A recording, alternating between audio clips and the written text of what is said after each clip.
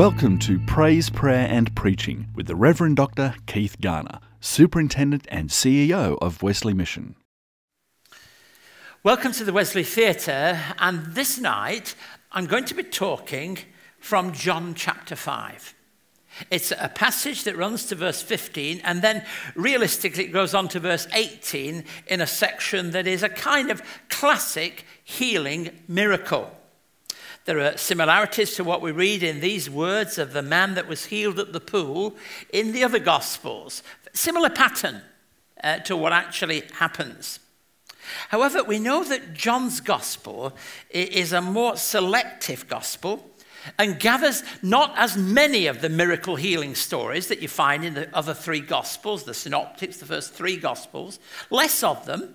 So when he uses them, you take note, why has John chosen that this particular passage should be so important to us? So I ask the question, what does it have to say to us? What does it mean to us?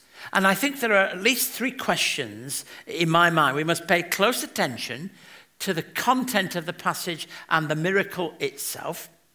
I think we should, secondly, find much to help us in understanding the fuller life of the ministry of Jesus, because in these instances, we see why it is that people turned against him, why it is that his face was set to that way which is the way of the cross. And we encourage two very different thoughts. One is that you have a wonderful picture of the goodness of God in his healing touch of somebody in need for such a long period of time. And yet at the very same time, you have this great offence that was caused, not only by the healing, but by the fact that man carried a pallet or a mattress through the city. Hard to hold those two things together, but I think that they're worth noting because I think it tells us something of why it might be presented to us. In this fascinating context in John, we're told of an incident which is clearly good, that a man is healed. But at the same time, a complex web of opposition that was building around the ministry of Jesus, chiefly because of when it takes place and what happens on that day. So as we look at the incident, we gain much in doing so, but we keep in mind the wider context of what this is saying about Jesus' ministry. Now, the occurrence took place, we're told, in verse 1 of chapter 5, at a special Jewish festival. It was one of the Jewish festivals. Now, the festival isn't named. We're not told which it is. There were three festivals that men had to actually go to if they were Jewish males: Passover, Pentecost, and Tabernacle. So there had to be some kind of celebration. They were major festivals. Some writers spend a good deal of time trying to work out which this is. It doesn't really matter. What matters is it's an important time of the festival, so the pressure on the Sabbath would be even more so. So we've got a bit of sympathy here for the religious leaders who didn't like what was happening because it was happening at a special time for them. And I think some manuscripts try to explain people's understanding of the movement of the water. Some versions, later versions, let me tell you, actually have, and most Bibles now put it as something at the bottom of the page. It talks about an angel coming down. Don't think Jesus said that. Jesus did not talk about angels coming down and stirring the water. But you see, it was a common understanding that that's what happened at water. There are other examples of it in other kinds of literature, of the water being stirred. The colonnades and the area around the side were crowded with people suffering from illness. So this account of a man who is healed is in a context where lots of people gathered for healing. And so they would shelter in poor weather in the arches and the colonnades so that in fact they could be there. It was a place where people of all kinds of physical maladies. You'll notice in the passage, it actually talks about the blind, the lame, and the paralyzed. It's a gathering up terminology as far as John is concerned. Lots of people with lots of different illnesses. And certainly those illnesses that you don't expect them to be gathering and getting well from. These are people who have serious illnesses, and they gathered there. It wasn't a shallow pool. It was certainly something that was deep. And they waited there for the stirring of the water, significant gathering of water. And in that place, people gathered with hope. John doesn't name the feast, nor does he name the man. When I read the Gospels, I want names for these people. We don't get a name. As much to say, the real point of the story doesn't center on the man, but it centers on the healing. And so we don't need the name of the man. There are times in which we are given names of man, like Bartimaeus in Mark's Gospel and elsewhere, but not here. The man who was ill. What we know about him is he was ill for 38 years. This wasn't the flu last Thursday. 38 years the man had been ill. Curiously, there's no mention of any of Jesus' disciples being there. Isn't that interesting? Very often in the miracles or in the teaching, you say, where are the disciples? That doesn't mean to say that they weren't there. Some of them may have been. But that, again, isn't the focus of the account. It's not difficult to imagine how difficult it was for those who sought healing but never found it. I'm sure we've all had that challenge in our lives. As a minister of God, I've struggled with it so often, prayed with people who have not always been healed. And you have to say that. Somebody has to say in the place of God, not everybody does get healed. And it doesn't mean because somebody doesn't get healed that somehow they are lesser. Somehow they have no faith, whereas somebody had faith. It's a mystery. And sometimes it's beyond our understanding. And here is a situation with somebody who was struggling. And then what is the question of Jesus? What about this for a question? Do you want to get well? 38 years? Do you want to get well? Well, it's actually an important question. So Jesus is really now entering into the person's situation with the suggestion that the answer to that question is an important one. We consider this man's illness as symbolic of all those experiences that occur in our lives, which leave us feeling there is nowhere to turn. Norman East tells a lovely story of an Arizonian cowboy who's riding down the trail. Suddenly, he turns the corner and he sees a native North American lying in the middle of the trail. He sees his ear parked close to the ground. And as he got closer, the native American began to speak. Wagon, he said, drawn by 2 horses. Horses both dapple grey. Passengers in a wagon. 2 passengers. 1 man and 1 woman. Man driving. The cowboy was amazed. He could hardly believe it. He said, that's incredible. I can't believe it. You can tell us all that just by listening with your ear to the ground. He said, no, they ran over me half an hour ago. He said, that's how I know. Flattened. And you know, a lot of people feel flattened, as though life's run over them. A lot of people, it didn't just happen half an hour ago, but it left them in a place where they felt their life had lost its purpose. Things had gone dramatically wrong for them. And then there's the experience of loss in its many forms.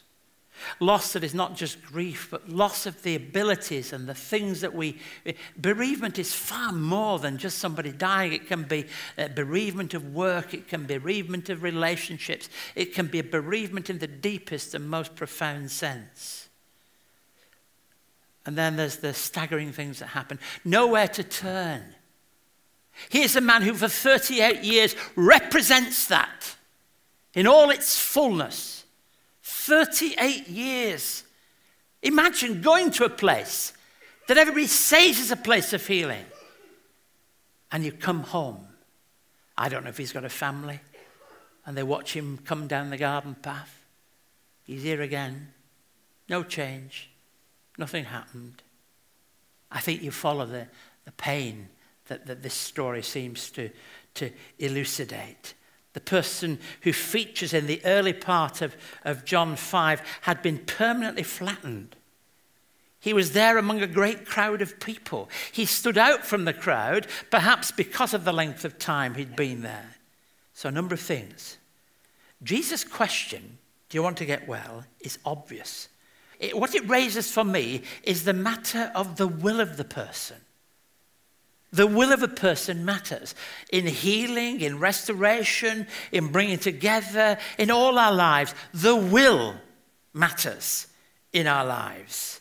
And the first thing that Jesus does in this account is challenges his will. Do you want to get well? Obviously, the man wanted to get well, you might say. It's the obvious. Your neighbor has a patch on his eye and he walks past and you say, something wrong with your eye? And he says, no, I put this on every Thursday. It helps. And then you walk further down the road and there's a man lying underneath the car. You can see his legs there. You say, anything wrong with the car? He says, no, it's been raining. I thought the best thing to do was to hide under the car. It's obvious. But the obvious question is important. An answer to that question is going to be significant. The inquiry is creeping into the area of the man's will. Our will is very important to us.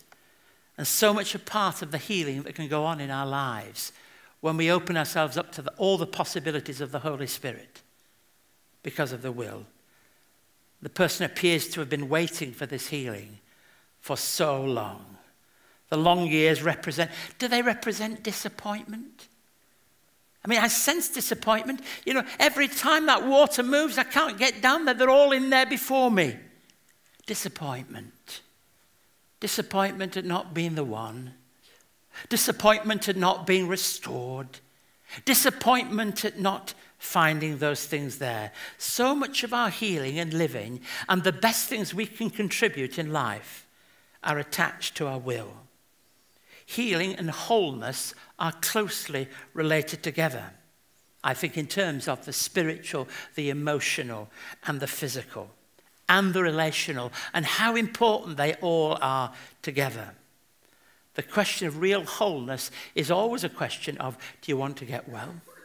Not that we can make ourselves well, but do we really want to get well raises another issue.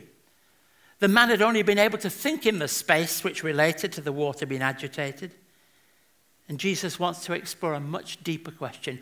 Henri Nouwen, the marvelous Christian writer, in reaching out, touched on the very important subject that's been hinted at here when he wrote, those who do not run from our pains, but touch them with compassion, bring healing and new strength. The paradox is that the beginning of healing is in the solidarity with pain. And I think that the first thing that I notice about this passage is that Jesus had time for this man. That he wanted to ask that question because he was actually concerned about the person. He didn't walk past just to touch him and heal him without asking the question, being totally and utterly concerned about the person. Secondly, the barriers to wholeness, and this raises the matter of self-pity. This has got some warnings about it, begin that before I start talking about this. This is a bit challenging, really. It is possible to pity ourselves and not be restored. Now, I'm not suggesting that is how it is for everybody, but it can be the case. As with so many of the great New Testament stories, we can fill in the dots and get the wrong conclusion. We don't know why he hadn't been healed. And we're given one possible answer, the water stirs and I couldn't get there. But I think we should be very careful that we don't come to the wrong conclusion. Another option, hard as it is, might be, had the man become comfortable in himself? 38 years he'd been there. Did he get used to for 38 years being ill? Had self-pity become in itself a source of comfort? That can be the case. In fact, it can become an identity. There are many people that when you talk about them, you will say, oh, well, that's Bill. builds the man who, and his malady defines him. Is that what happened in this situation? Had his self-pity become destructive? Had he become a victim in his own mind? If we, any of us, bathe in the mud of self-pity, we remain bound and unable to find any measure of healing. Of course, there are other barriers that we have no reason at all to believe existed here, but they can happen. A cynical spirit that prevents us receiving help. A destructive temperament that keeps us from healing. And a blatant unwillingness to recognize the real source of healing. There's no healing that we can seek without reaching out in faith. The instances in the Gospels, not just here, but throughout the 4 Gospels, of the link between faith and healing is very real. I think it's worth considering the fact Jesus gravitated to this man. Look, when he went through that gate, why is it that Jesus gravitated to the man? There are plenty of other people ill. Why was it that he moved towards this person? I think that tells us an enormous amount about Jesus Christ. For he was always reaching out to people in great need. The man who'd been at the pool longer than perhaps anybody else, longer than Jesus had actually lived. Longer than he'd lived, he'd been there at the pool. That's quite significant in itself. And yet, Jesus doesn't demand that everything's right, does he? Isn't that a great thing too? It might have been true, all that about self-pity, all that about pain might have been true, but none of it stopped Jesus gravitating to the man. It wasn't a case of everything's got to be right for this man to be healed. It was real need. James Boswell, the famous biographer of Dr. Samuel Johnson, who in his day was a great writer, a great man of letters, as we'd say, expressed surprise that Dr. Johnson had taken under his wing a man with a very bad reputation. He asked his friend Oliver Goldsmith what he thought of it, and Goldsmith replied, "He is poor and honest," which is recommendation enough for Johnson. He has now become miserable, and that ensures the protection of Johnson. The fact that Johnson's friend was friendless was evidence enough that he needed care. And I think Jesus had such time for those that many of us wouldn't have given any time to. And sometimes we even in our social consciences, we can have people who we've got all written up and we say to ourselves, he goes around, he's always after people.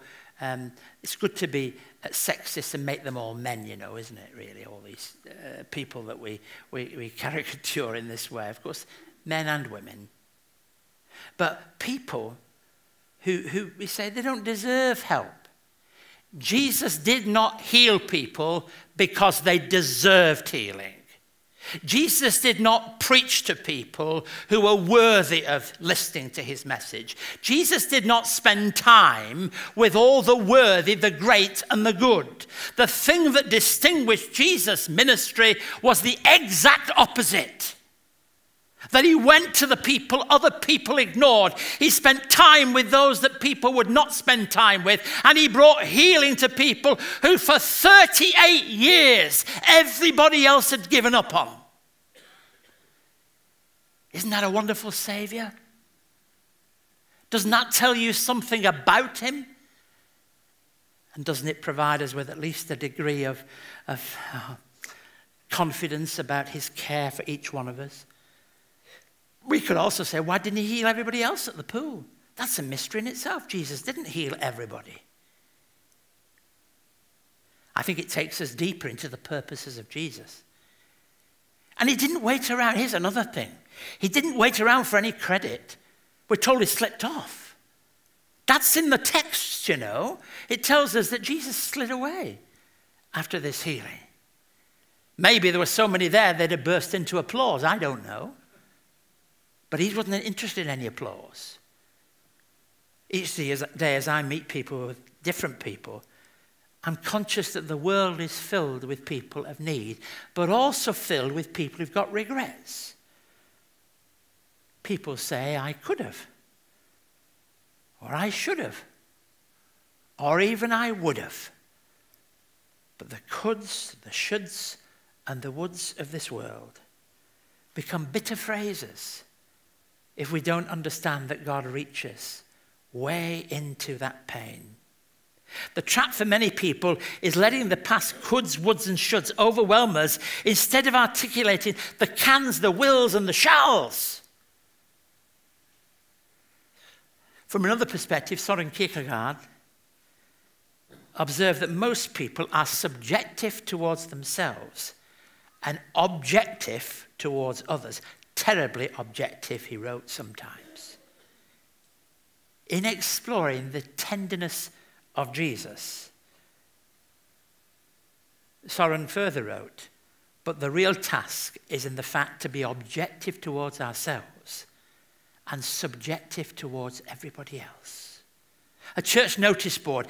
In days past, they used to do this, didn't they? The only one that used to do it with any effectiveness was St. Barnabas, wasn't it, down in the city? But generally, they've gone out of vogue, we say, these. But notice boards that made people think. I knew of one in the city of Hull, on the eastern coast of Britain, where the train used to pass by. And people used to look at, what was it saying today? But the notice board said this: make peace with one's neighbours and make quarrels with one's faults.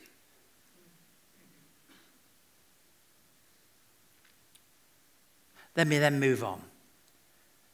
Finally, to say the gift of wholeness, which speaks of the totality of healing.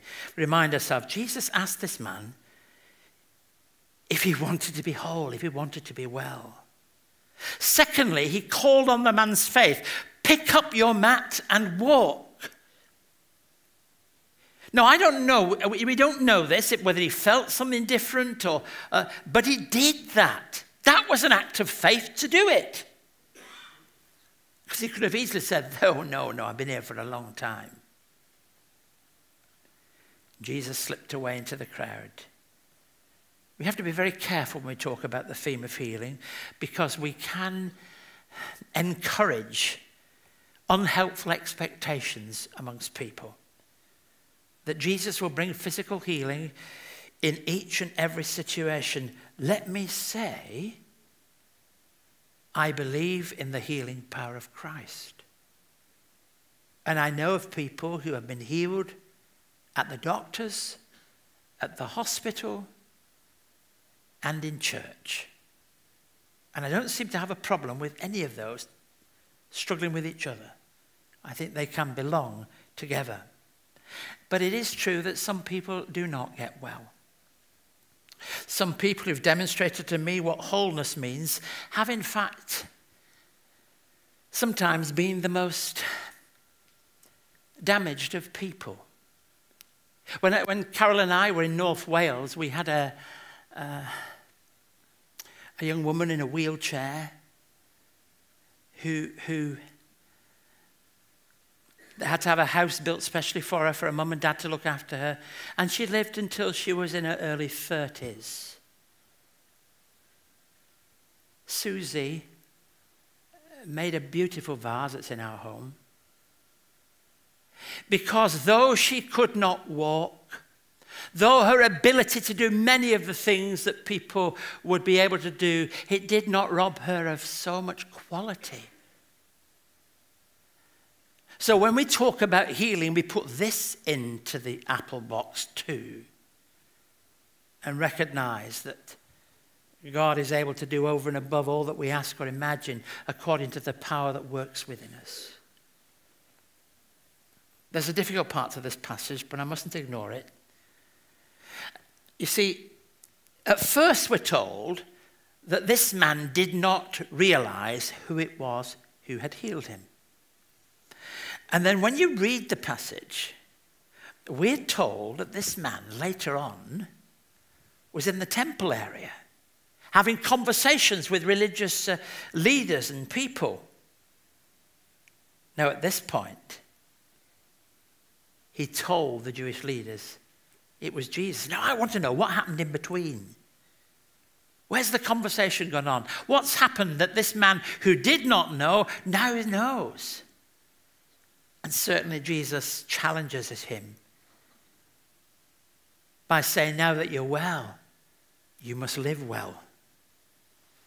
One night, while conducting an evangelistic meeting in the Salvation Army Citadel in Chicago, Booth Tucker preached on the theme of the sympathy of Jesus. After the meeting, a man came up to him as people lined up at the Citadel to shake his hand after the service.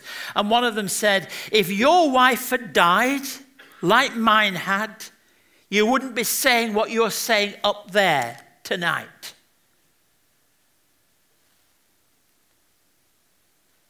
Tucker struggled with it, and the man went on his way home.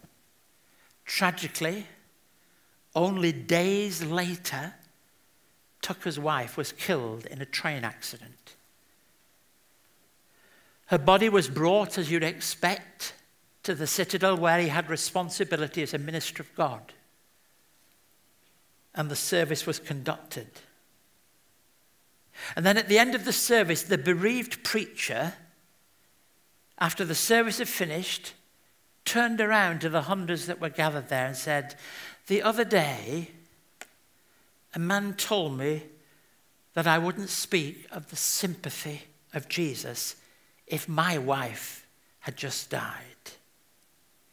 If that man is here, I want him to know that the sympathy of Jesus is true.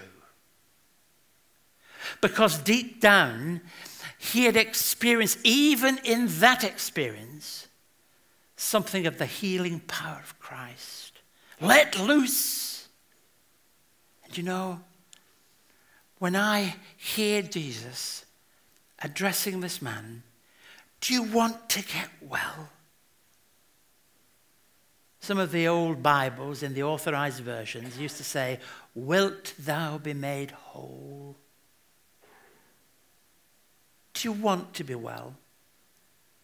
That question's asked of every one of us. And what I can say with absolute certainty is that the healing power and touch of Christ is as real today as it was when these words were first spoken. And a man who's 38 years by that pool waiting for somebody to help him found in Jesus somebody who wouldn't help him down to the pool, but gave him what the pool could never give him: healing in all its totality.